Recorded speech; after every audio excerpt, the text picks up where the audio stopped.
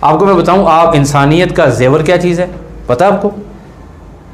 یہ سارے بچے کڑے پہنتے ہیں، اچھی اچھی گھڑیاں پہنتے ہیں، بہت اچھا موبائل رکھتے ہیں، خوبصورت سوٹ پہنتے ہیں، ویسٹ کوٹ پہنتے ہیں، کنگھی کرتے ہیں، اینک پہنتے ہیں، لینز لگاتے ہیں جی، اور سرخی، پاؤڈر، بالی ہیں، ETC کافی ساری چیزیں آپ کس لیے استعمال کرتے ہیں؟ خوشبو لگاتے ہیں، کس لیے؟ اس لیے کہ آپ اچھے نظر آئیں. لیکن یہ بیٹا آپ کا حقیقی زیور نہیں ہے. آپ کا حقیقی زیور آپ کی اچھی عادتیں ہیں. کیا ہے جی؟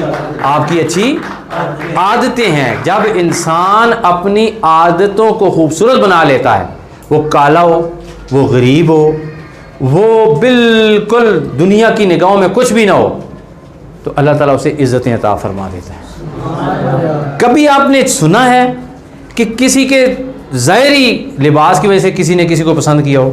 کبھی بھی ایسا نہیں ہوتا. آپ نے اپنے محلے میں اپنے ابو کو گفتگو کرتے ہوئے دیکھا ہوگا، اپنی والدہ کو دیکھا ہوگا، اپنے دوستوں کو دیکھا ہوگا، اپنے کلاس فیلوز کو دیکھا ہوگا، اپنے کولیز کو دیکھا ہوگا. کیا وہ جب بات کرتے ہیں فلاں بندہ بڑا اچھا ہے، یہ ہوتا ہے کہ اس بندے کی عادتیں بڑی اچھی ہیں.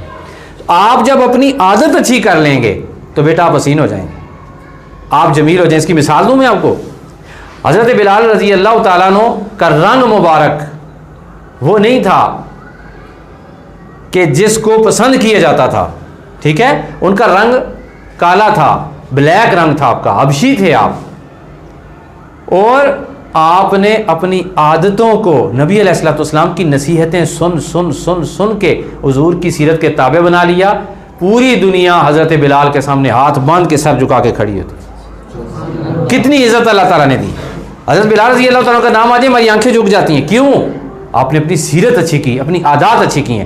تو آج ہم یہ سیکھ رہے ہیں کہ بیٹا بعض عادتیں ہمیں ہوتی ہیں وہ ٹھیک نہیں ہوتی، ان کو ہم نے ٹھیک کرنا ہوتا ہے. اچھا یاد رکھیں بیٹا، ڈکٹیشن قبول کرنے کے حوالے سے بندوں کی بڑی قسمیں ہوتی ہیں. مثال کے طور پہ یہاں پہ ایک بچہ بیٹھا ہوا ہے جس نے کوئی ایکشن ایسا کیا ہے کہ جس کی وجہ سے ارد گرد کے لوگوں کو انتہائی ناگواری کا سامنا کرنا پڑا.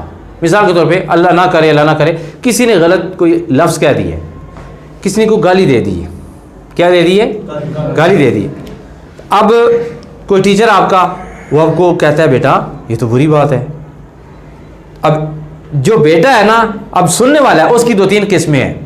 ایک قسم ہے بیٹا کہ اس بندے کو اتنی خوشی ہوگی، اتنا خوش ہوگا وہ کہ مجھے میرے ٹیچر نے بتا دیا ہے، مجھے نہیں پتا تھا، میرے ذہن میں نہیں تھا کہ میں اتنی. بعض اوقات آپ بولتے ہیں نا بات، ہم کیمرے میں بعض اوقات بات کرتے ہیں تو ہمیں کو بتا دیں آپ نے غلطی کی ہے. میں کہا کیسے غلطی کی ہے؟ ریکارڈنگ دیکھتے ہیں واقعی ہماری غلطی ہوتی ہے، کیمرہ بتاتا ہے. تو ہمارے ارد گرد ایسے لوگ ہیں، ہمارے ابو ہیں، ہماری امی ہیں، ہمارے چاچو ہیں، ہمارے دادا نانا نانی، ٹھیک ہے، اور اس کے علاوہ ہمارے دوست ہیں، مولوی صاحب ہیں، کوئی بھی ہے، وہ ہمیں ہماری غلطیوں سے آگاہ کرتے ہیں. تو پہلا جو بندہ ہوتا ہے اس کی ایک قسم یہ ہوتی ہے کہ بندہ بڑا خوش ہوتا ہے، کہتا ہے واہ جی واہ کیا بات، وہ اللہ کا شکر کہتا ہے، یار شکر ہے مجھے کوئی میری غلطیاں بتانے والا موجود ہے. یہ ہر بندے کے ساتھ یہ اس کو نعمت ملتی ہے، ہر بندے کو یہ نعمت ملتی ہے، ہر بندے کو. لیکن نعمت چھن بھی جاتی ہے. کب؟ اب 6 بندے بیٹھے ہوئے ہیں، 6 بندوں کو ایک بندے نے نصیحت کی، ان میں سے ایک بندے نے کہا اندر سے خوش ہوا، شکر الحمدللہ مجھے کوئی نصیحت کرنے والا، عیبوں سے آگاہ کرنے والا بندہ کوئی موجود ہے. دوسرا چل مجھے سمجھانے آئے، میں ٹھیک ہوں، کوئی گالی شلی میں نے نہیں دی. یعنی وہ آگے سے ری ایکٹ کرے گا، اس کا دماغ زرخیز نہیں ہے، وہ آگے سے ایکسیپٹ نہیں کرے گا وہ. تو اس کا مطلب ہے کہ وہ قبول نہیں کرنا چاہتا. تو جو بندہ قبول نہیں کرنا چاہتا اللہ تعالیٰ اس سے وہ نعمت چھین لیتا ہے. پھر اس کے پاس دوسرا بندہ نہیں ہے تو وہ کہتا ہے یار یہ مائنڈ کرتا ہے، تو خود ہی وہ نعمت دور ہو جاتی ہے، بڑی نعمت دور ہو جاتی ہے. یہ 2 قسمیں ہوتی ہیں. تو آپ کو پہلی قسم پسند ہے یا دوسری قسم پسند ہے؟ کیا؟ پہلی قسم پسند ہے. پہلی قسم آپ کی ہونی چاہیے کہ آپ کو جو نصیحت لگائی جائے وہ قبول ہونی چاہیے.